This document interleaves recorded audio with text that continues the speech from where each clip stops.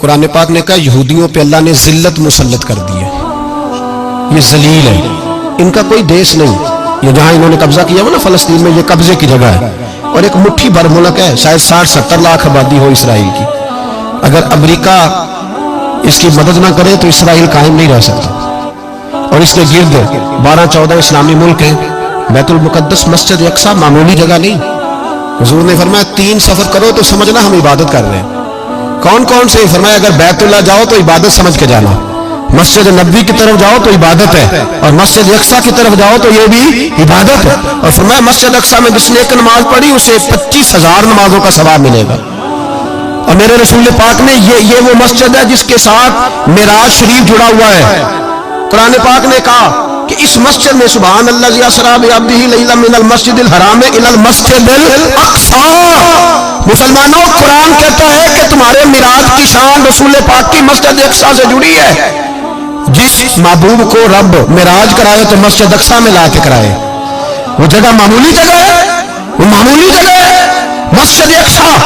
نبی پاک نے وہاں نبیوں کی امامت کرائی، 17 مہینے اس مسجد کی طرف منہ کر کے تیرے اور میرے رسول نے نمازیں پڑھی، چھوٹی جگہ ہے، اور پوری دنیا کا مسلمان اسے چاہیے شرم سے گڑ جائے، ایک امریکہ کا صدر بول کے کہتا ہے کہ اسرائیل کو اجازت ہے اسے دارالحکومت بنائے، اور مسلمان حکمران بیان دے رہے ہیں ظالموں لٹیروں، تم اپنی سیاستیں چمکانے کے لیے پہلے ایک دوسرے کو گالیاں دیتے ہو پھر اکٹھے بیٹھ جاتے ہو نمبرنگ کرنے کے لیے،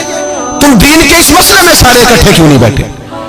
سارے پاکستان کے سیاستدانوں کو علماء اور مشائخ کو چاہیے تھا ایک پیج پہ اکٹھے ہوتے، اکٹھے بیٹھ کے ایک بیان ہی دے دیتے، ایک بات ہی کر دیتے۔ پھر میرا سلوٹ ہے ترکی کے صدر کو،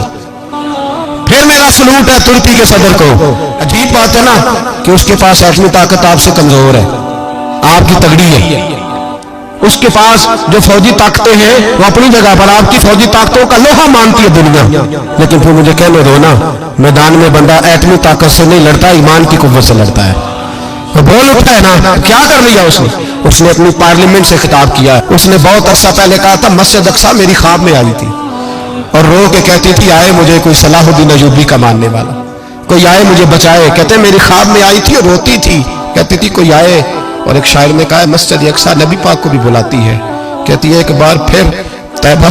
فلسطین میں آ راستہ دیکھتی ہے، پھر مسجد اقصی تیرا، ایک بار پھر سے طیبہ سے فلسطین میں آ راستہ دیکھتی ہے، پھر مسجد اقصی تیرا، کوئی بول رہا ہے نہیں اتنا مقدس مقام، چھوٹے چھوٹے بیانوں کہیں اکٹھے ہو جاؤ، پیش کوئی کر رہا ہوں، بڑی جلدی اس امریکہ کو لوگ ٹوٹتا ہوا دیکھیں گے، اس سے بکھرتا ہوا دیکھیں گے، اس سے لرزتا ہوا دیکھیں گے، اس لیے کہ مقابلے رب رسول سے اتنے آسان نہیں